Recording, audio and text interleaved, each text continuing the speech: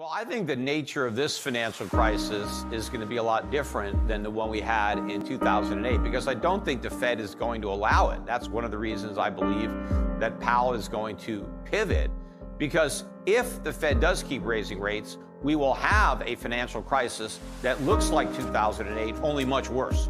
Because 2008 was about bad debt. It was about people borrowed money and they couldn't pay it back. And the collateral for the loans was no good because it was real estate and prices went down. Well, we have much more debt now than we had in 2008. I mean, by an order of magnitude. Everybody has more debt than they had back then. And so this is going to be a much bigger crisis when the defaults start.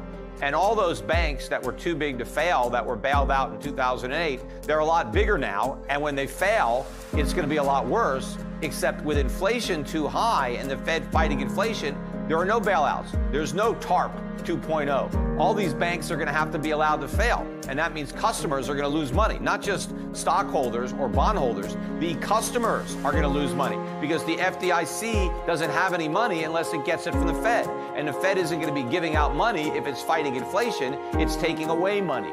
So I believe the Fed is going to pivot to prevent that massive financial crisis. And so what we're going to get is a sovereign debt crisis and a US dollar crisis. So it's going to take the form of a crashing dollar.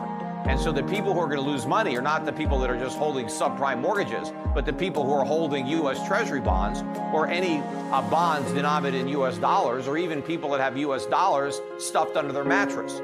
You know, the dollar has risen so far in the early stages of this big inflation because investors are still delusional about the Fed's ability to contain inflation and bring it back down to 2%. When they wake up to reality that inflation is going to be way above 2% indefinitely, then the dollar is going to fall through the floor, and then things like gold and silver will go through the roof. In 1971, the U.S. defaulted on its obligations because Nixon took us off the gold standard.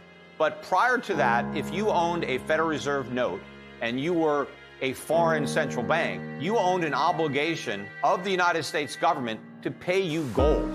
Federal Reserve notes were notes for gold, and the U.S. government defaulted on those notes. We told all of our international creditors, we promised to pay you gold.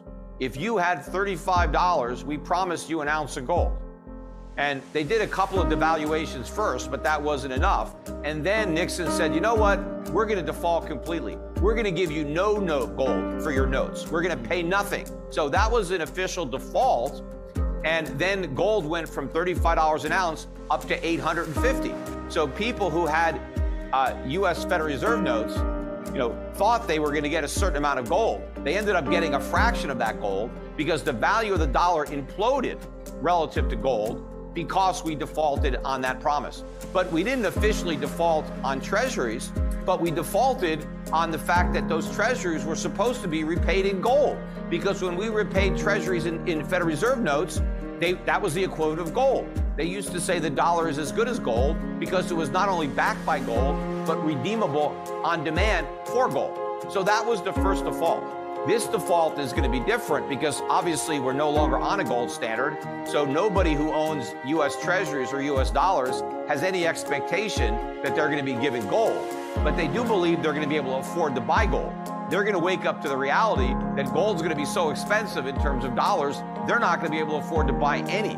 Because I think the dollar is going to implode, and I think it's going to lose its status as the reserve currency.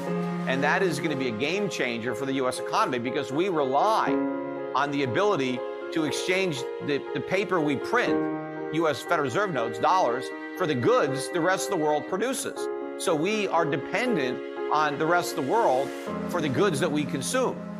And we don't have to produce goods in exchange. And that's been the free ride that we've had on this global gravy train, and that's going to come to an end.